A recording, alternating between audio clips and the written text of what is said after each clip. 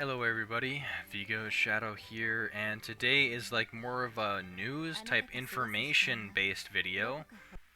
Alright, so one thing we want to say before we get into it is that there is a login, another login for the New Year's event. This goes till the 9th of January, so yeah, you can get up to 6,000 gems, so here's the image there for that, and let's get into the rest of the video.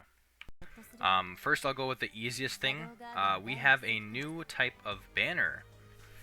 It is a SS Guaranteed Shadow Festival banner here. Now this is absolutely insane.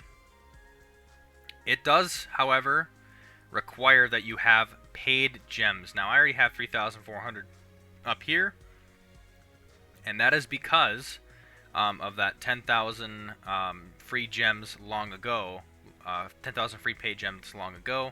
I don't have enough to do this banner. If I did, I definitely would.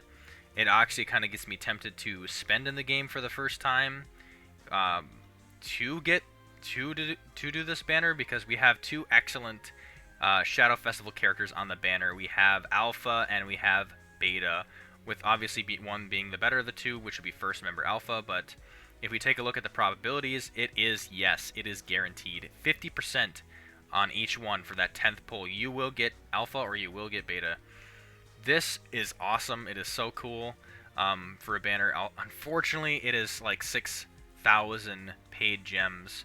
But if I look at all like the purchase promos like over like this whole year I've been playing Eminence, this one definitely sticks out to me. It's kind of like with the anniversary as well, because they had a event guaranteed character as well, which was up to par.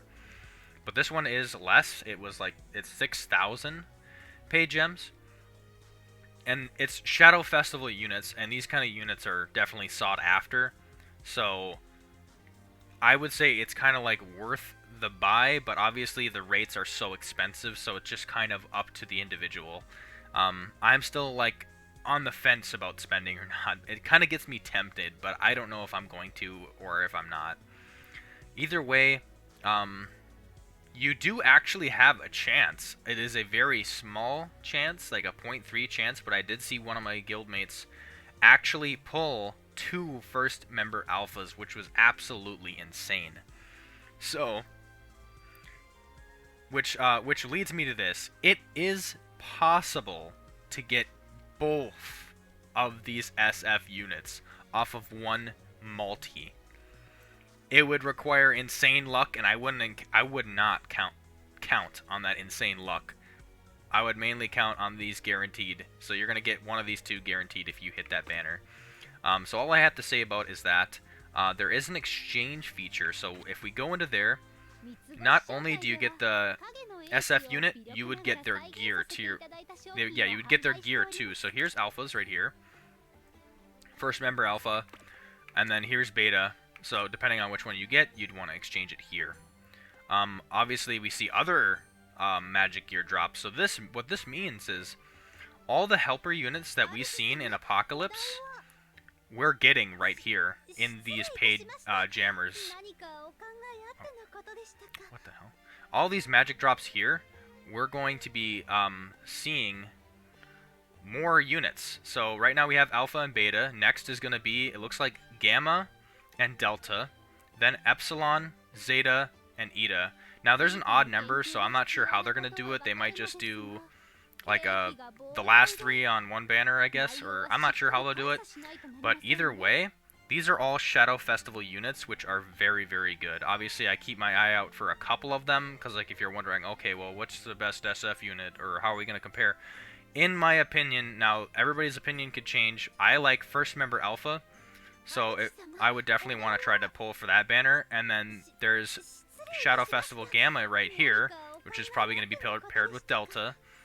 And then Zeta right here. So these 3 are like kind of banners that I'm eyeing up for Shadow Festival.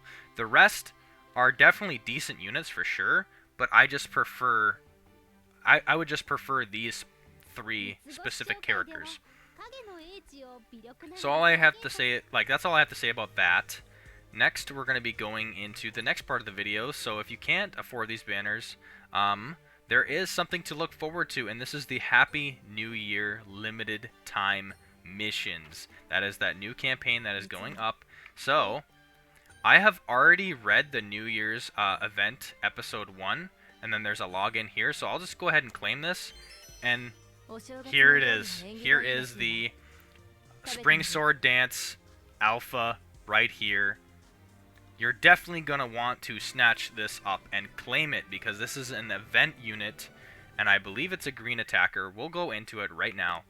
And if you're wondering, okay, wait, how did you do that? Where do I have to read? Just go to event quests, and then you're going to go to this Great Isolon right here. And if we look at my event quest right now, I haven't gotten far. I've only got to episode 4. All you have to do is just read this episode 1 here, and then boom, the character's yours. It's so easy. But you're going to want to run through all this normal, and you're going to want to run through hard. I've been slacking. I know, I've been slacking for these specific ones.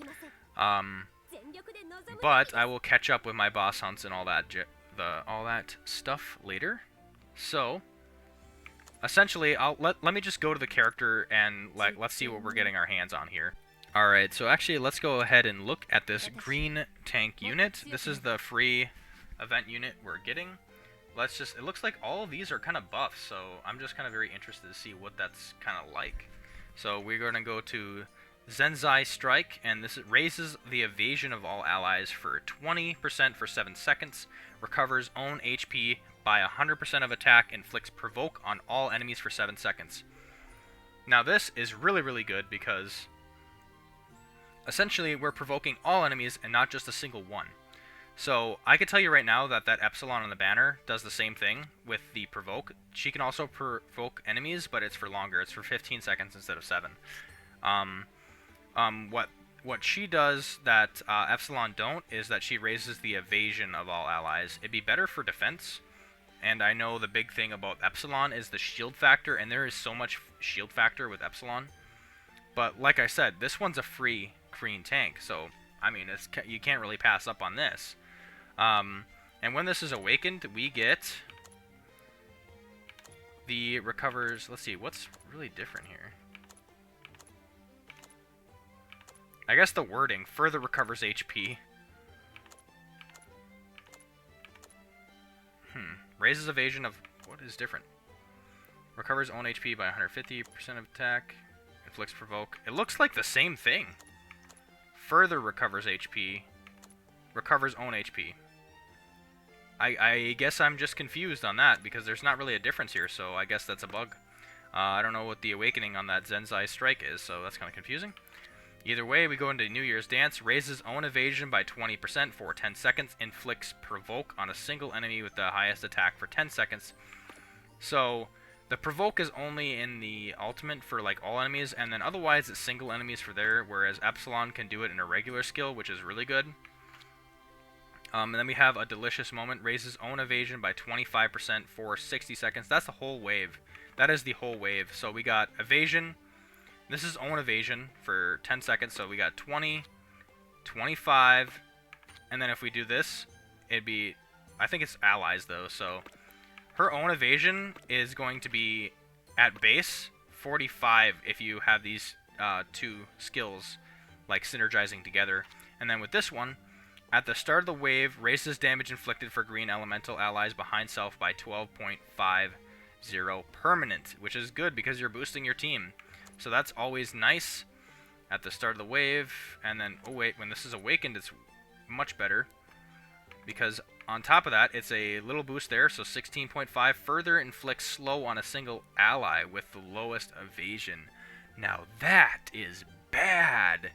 Who steps on a rice cake? Who steps on a rice cake for 7 seconds? A rice cake?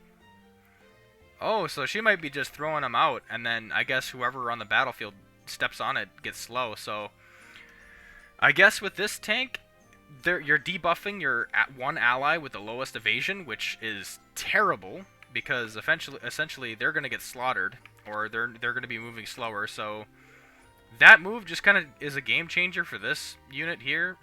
Casting slow on an ally is not that favorable. I guess her biggest gimmick is being able to evade, but it's a chance for evasion. And like, I guess, provoke and evasion is what this unit is basically like. I wouldn't go as far to say as that she is a bad unit, but I'd probably prefer just using NPC technique Sid, which I still currently use in my team. I already have them all the way up there. I'm probably not going to raise the Spring Sword Alpha all the way up here, because he's able to do the provoke on the highest enemy. He can't provoke all enemies, but he can do the same thing with this. The NPC, like, they share the same thing with this base. You're doing... Oh wait, no, except he's reducing the damage received, whereas she is boosting the damage inflicted, which is good. And this is just raise own defense, and then inflicts provoke 13 seconds, and this is on all enemies, so he can at least do a provoke with his ultimate. So I don't know. I think I kind of like Sid better, but I mean, Spring Sword might be just a little bit better than NPC technique, but it's just kind of on the, like, the teeter-totter there, because essentially, if you get... Actually, you know what? If this is awakened... Okay, so yeah. I kind of...